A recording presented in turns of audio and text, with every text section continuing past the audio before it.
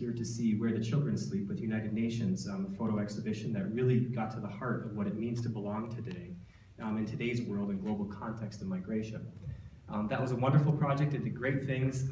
Many people had a chance to see it. Thanks for coming by. It continues on to New York City and Washington, D.C. after this. And then we turned the corner a little bit. We just opened an exhibition Friday night. Show of hands, was anybody here Friday night? Okay, good, fantastic. That was fun, it was a good time. This latest exhibition is called The Weather Diaries, which I'd encourage you all after the talk tonight to feel free to walk through the galleries. I have admission tabs if you haven't received one for everybody who's here this evening.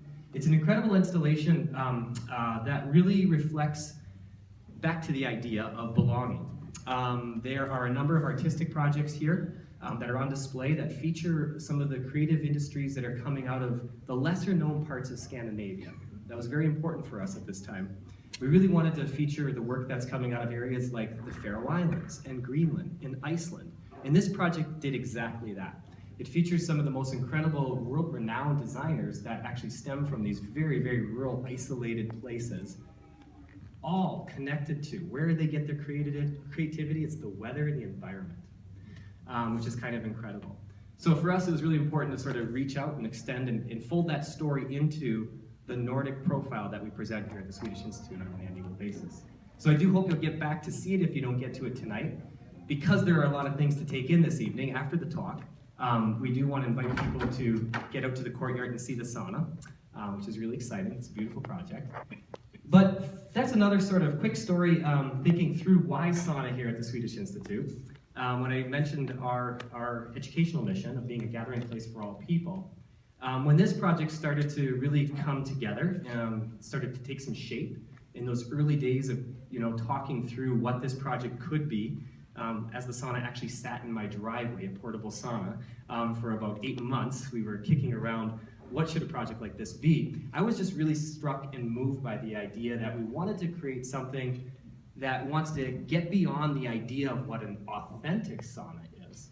And we really want to get the heart, and not define it as what we're not, but define it by what it really can be. And that's really all about connecting people together. I have just invested, kind of actually my whole career into creating places that really aim to do that.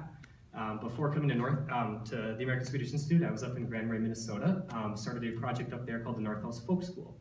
And in that same vein, that was influenced by scholars like Kierkegaard, and the humanism behind those educational projects are really dear to my heart. So I feel really indebted to have the 612 Sauna Cooperative project being launched here at the American Swedish Institute tonight. It's kind of cool.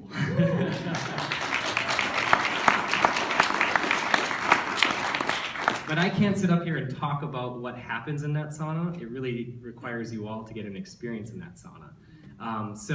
I will pass the microphone over here. Before we get there to experiencing the sauna, I'm really excited to have this lecture come together tonight. When I was talking with John about what we could do to feature the project in the courtyard, he suggested we reach out to Tom, who's at the Minnesota Cooperative Education Foundation, who teaches workshops regularly about what it means and what it takes to formalize and create a cooperative structure. They took a class with Tom, very moved by what they heard, and it really is the basis, I think, for what this sauna project is going to become. That was fantastic, and Tom just literally in 5 minutes on the phone, we just chatted really briefly about, I think you riffed on every cooperative project that has taken place in Minnesota, and I said, this is the guy. So very excited to have you here at the American Swedish Institute tonight.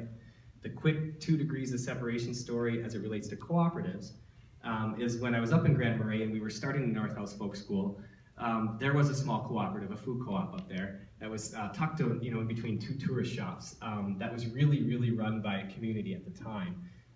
And that was my first foray or introduction to Minnesota, and I said, boy, I think I'm going to stay here in Grand Marais for quite a while. They've got great food and they've got a great community to put all this together. So that was my first introduction to co-ops, and it was either being at the co-op and connecting with the community that way, or it was the dollar night sauna at the Grand Marais Public Swimming Pool that really made a difference for me. So this is kind of all full circle. Super excited to have you guys, the 612 Sauna Cooperative, kick off here at ASI. But let's get a little introduction to the history of cooperatives in Minnesota with Tom Pearson. Thanks, Tom.